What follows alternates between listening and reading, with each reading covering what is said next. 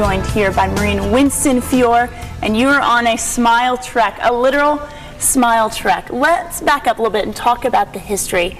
You are a Marine, and that's where this all got started. Tell me about your experience. That's right. Well, let's see. I just got back from Afghanistan in late March here with 3rd Battalion, 25th Marines.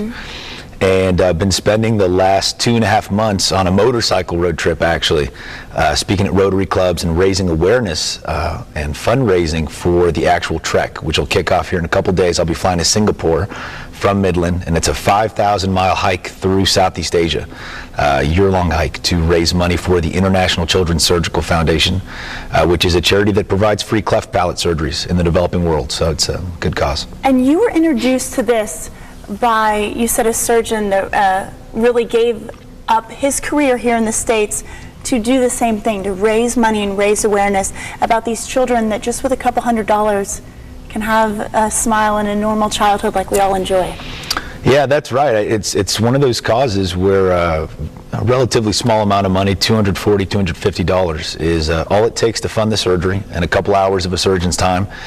And the kids got a new life, a new start. I mean, these kids, you don't see a lot of kids with clefts in the States because it's one of those things that gets repaired, you know, at a very early age here. But in developing countries, these kids go around with clefts sometimes their entire lives, and they can't feed properly, they can't speak properly, they can't hear properly, and then you've got all those social complications that come with it. You know, they're chastised and kept from attending schools and can't raise a family because they're considered undesirable. And so such a short, cost-effective surgery is all it takes to make the difference, and that really appealed to me. So how were your eyes opened to this issue that, like you just said, I mean, many of us are kind of ignorant to here in America because it's not something that we see? Well, you know, I deployed to Senegal, Africa in 2007 with 2nd Battalion, 25th Marines. We were doing some training there with the Senegalese commandos, and it was my first time in that part of the world, first time in a developing country, and made me realize how little I'd traveled and how much more of the world I wanted to see.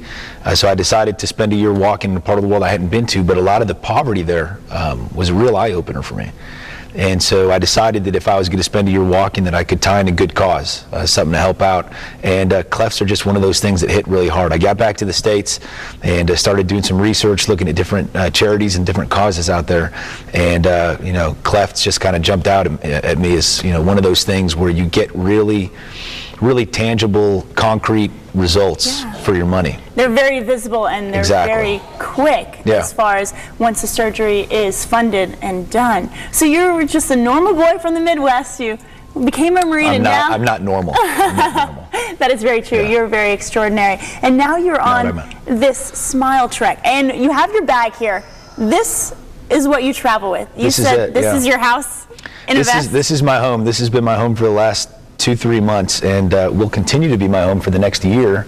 So you can kind of see it here in a nutshell. It's got everything I need. I've got my poncho that fits over the whole rig for when it rains. I've got electronics, cliff bars, water filtration. I got my tent, and then 4 liters of water, and my sleeping bag, sleeping pad, and tent poles, and weighs a little over 20 pounds. So it's nice and lightweight, and that's it, And you have your picture on here. I imagine this is your motivation. Yeah, not a picture of me, but exactly. It's just kind of shows the before and after of the surgery. You can get an idea of you know, the difference that this surgery makes for these kids to where, you know, they can smile, and so.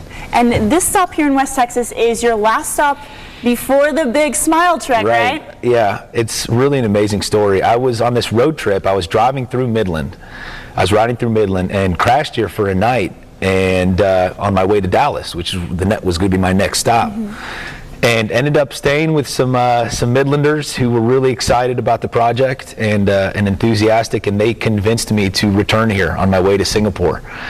So I took them at their word and came back, and I'll be spending a couple days here doing some fundraising and that sort of thing. And I fly out to Singapore on Saturday. Wow. So. You're not wasting any time. Your first fundraiser you have coming up is coming up in Andrews, right? That's coming up today on Wednesday. That's fundraiser for Corporal Ray of Andrews at Ray's Coffee Shop. And then your last walk is beginning in Odessa on Friday, right? Tell me about this final walk. Yeah, so we're doing a little mini walk from Midland to Odessa on Friday.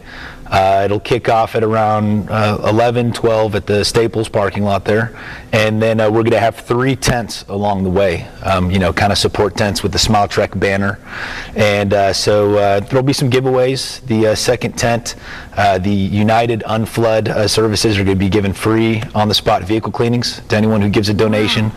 And then we've got the Clear Springs Cafe giving away free onion rings at the third tent there for people who give donations as well. So, Winston, thank you so much for your time, for your inspiration. This is an incredible story, and we definitely look forward to following your trek on